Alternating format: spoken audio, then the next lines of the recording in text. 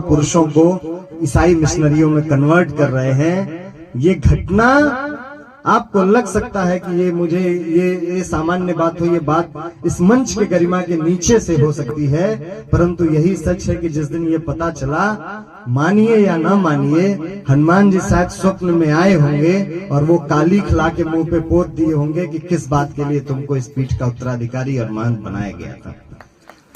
जब हम गरीब थे, जब हमको खाने को पैसे नहीं थे, जब हम भूखों मर रहे थे, पहनने को वस्त्र नहीं था, तब हमने अपना ईमान नहीं बेचा। जब हमको सब कुछ मिल गया है तो कुछ चंद कागज की नोटों के लिए हमने अपना धर्म बदल दिया। इससे ज्यादा दुर्भाग्यपूर्ण बात और कुछ नहीं हो सकती। हमारे वहां मदरहा की महिलाएं आई थी, मिश्रपुरा की महिलाएं आई थी, जिनके साथ मैंने बैठा, मैंने पूछा क्या कारण है। हमारे वहां एक काम करते हैं शरवण जी वही व्यक्ति हैं, शरवण सक्कल तूफानी और श्रीकांत अभी ये बीच में बैठे थे। हमारे वहां भगवान राम का राज तिलक हो रहा था, जो मदरिया मेला विश्व प्रसिद्ध है, जहां बहुत दूर दूर से लोग संख्या में आते हैं। उस कार्यक्रम में पहली बार हम सब लोगों ने बदलाव शुरू किया, और वो शायद राम जी की इच्छा से बदलाव किया। समाज के तमाम महनीय व्यक्ति उस कार्यक्रम में आए थे, लेकिन उन्होंने इस बात का समर्थन किया और भगवान राम का रास तिलक, मदरिया वाले ठाकुर जी का रास तिलक उस दलित समाज के लोगों ने चंदन लगा के किया, जो हमें बहुत पहले कर देना चाहिए था। आज हम सबको ये करना पड़ रहा है। ये सौभाग्य है कि हम हिंदू सम्मेलन के नाम पे इकट्ठा हुए हैं, लेकिन यही तो दुर्भाग्य भी है कि हम हिंदू सम्मेलन के नाम पे इकट्ठा हुए। 21वीं सदी में जब हम चांद पे अपना घर बनाने की बात को सोच रहे हैं, उससे पहले हम अपने भाइयों में हिंदू सम्मेलन करने की जो व्यवस्था बनाई जा रही है, ये कितना दुर्भाग्यपूर्ण है। हमारा भाई हमसे नाराज है और हम उसे मना नहीं कर पा रहे हैं, मना नहीं पा रहे हैं। यही तो हमारा दुर्भाग्य है। हो सकता है कि आपको हमसे किसी बात पे नाराजगी हो, आपको आपके भाई से भी तो नाराजगी रही है, आपको आपके अपने पिता से भी तो नाराजगी रही है, सबको आपको हमसे नाराजगी है। आप हमसे बात करिए ना, हमसे लड़िए ना, हमसे अधिकार मांगिए ना, ये आपका अधिकार है। लेकिन ये क्या कि आपको आपके पिता से विरोध हुआ तो आपने बगल वाले को अपना अब्बा कह दिया, ये बात दुर्भाग्यपूर्ण है।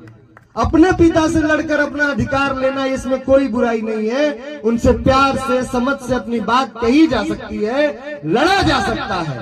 बच्चे माँ से लड़ते हैं, ये लड़ने का अधिकार भी भगवान ने हमको दिया है। लेकिन ऐसा क्या होगा कि अगर हमारी माँ काली हो जाएगी, अच्छा नहीं रहेगी, तो हम हेमा मालिनी को माँ थोड़े कह देंगे।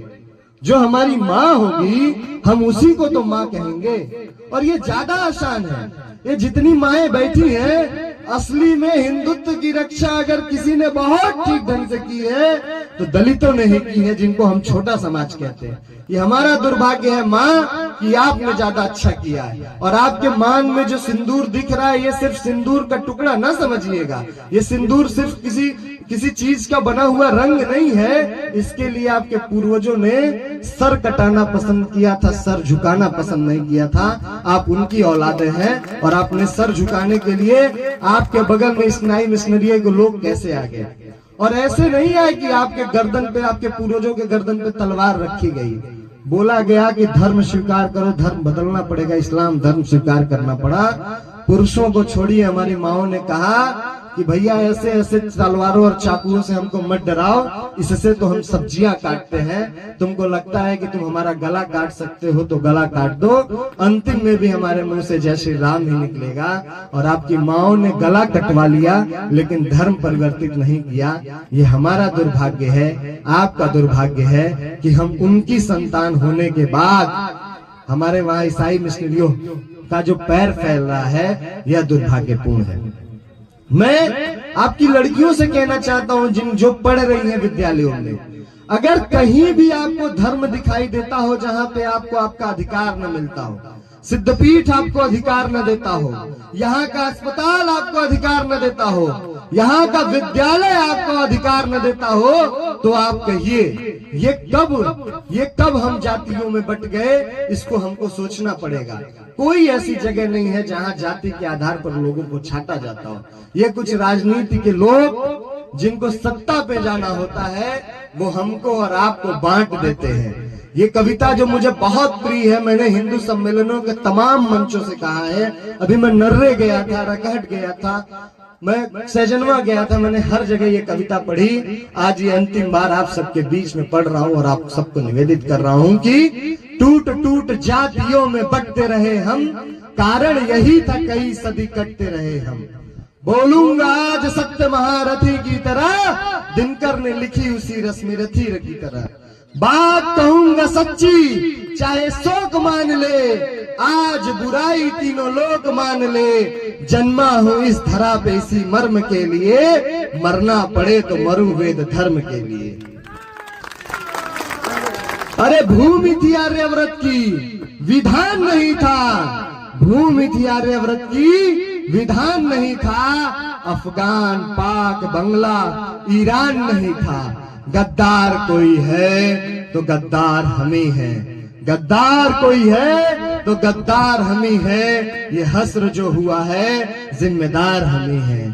पहले तो टूट टूट रियासत में कट गए, अब दौर ये आया तो सियासत में बट गए।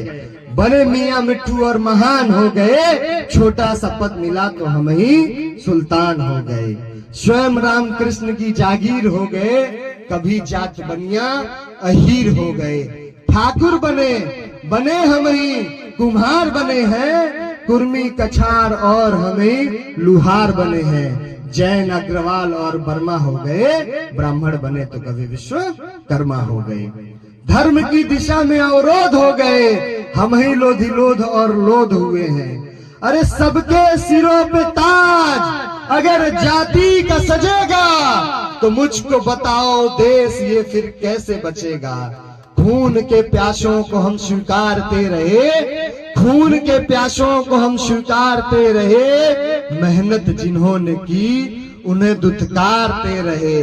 अरे कह दो कि कोई फूट प्रतिवाद नहीं है, हमारे धर्म में कोई जातिवाद नहीं है।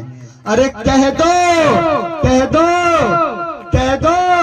कि हमारे धर्म में कोई जातिवाद नहीं है। हमारे कह दो कि यहाँ कोई छुआछूत नहीं है, हमारे धर्म में कोई अछूत नहीं है। वेदों की परंपरा निभाओ तो सही, मिलकर सभी भगवा के नीचे आओ तो सही।